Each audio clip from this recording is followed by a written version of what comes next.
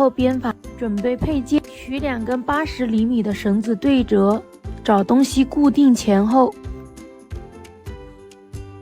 固定好之后，再取1根160厘米的绳子，从中间部分如图雀头结挂线。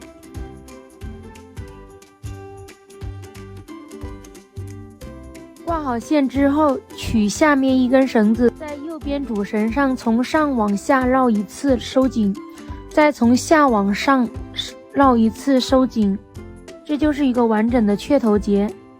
左边也是同样的编法，一直循环编。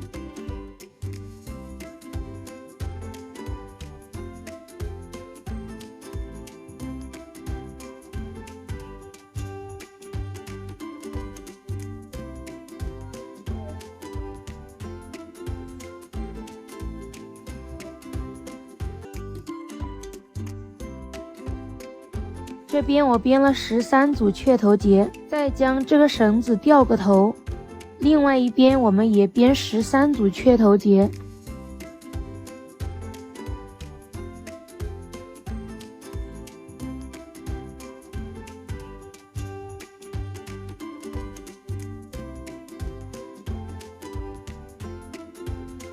一共编了26组雀头结。编完后，我们将绳子翻过来，再将这个铜币卡到中间。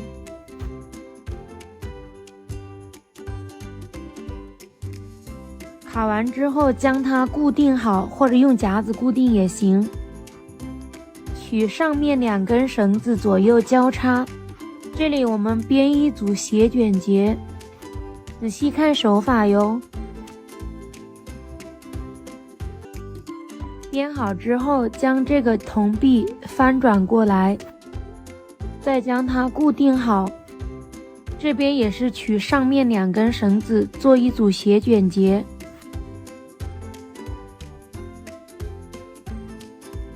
编好之后，将中间前面的绳子跟后面的绳子2根拿掉，取钩针在这个绳子三角形处，我们将这边的2根绳子勾拉过来。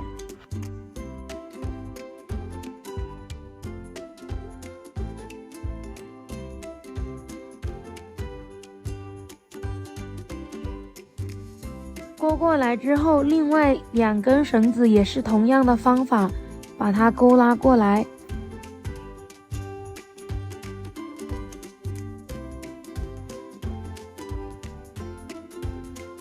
弄好之后，我们固定好铜币，与右边2根绳子上面做主轴线，下面做绕线，这里还是打雀头结，可以仔细看手法哟。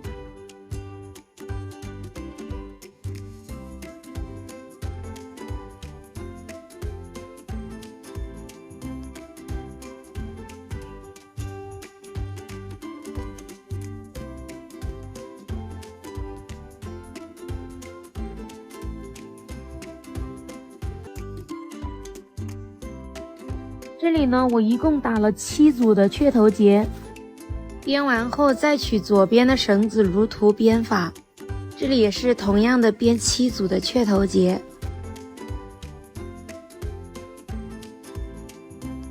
编完后，中间我们穿上一个10毫米的珠子，这里呢如图编1组斜卷结。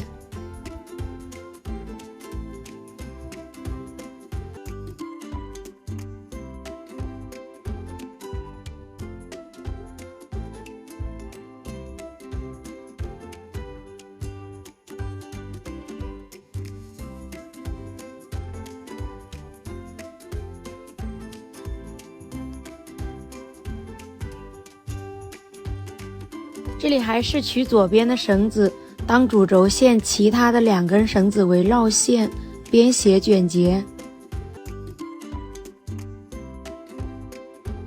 编完后再取左边第1根绳子当主轴线，其他的绳子为绕线，编斜卷结。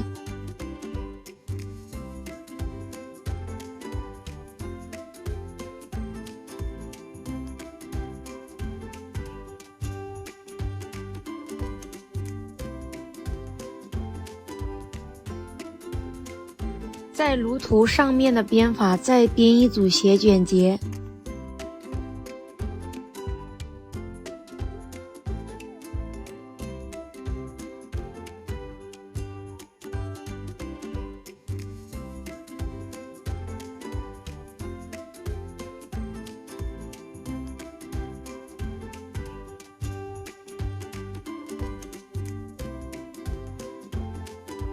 编完后，将中间2根绳子固定，取第2根绳子在上面做一段平结。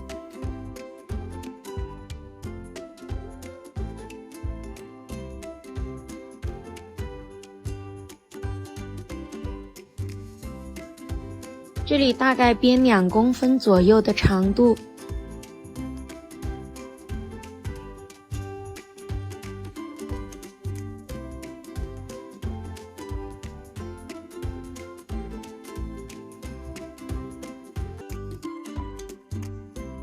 编好之后，我们剪掉多余的绳头，打火机烤一下，防止绳子脱落。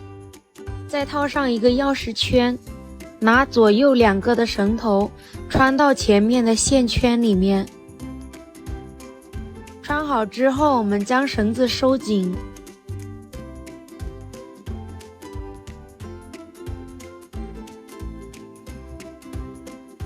这里呢，随便打2个结固定一下。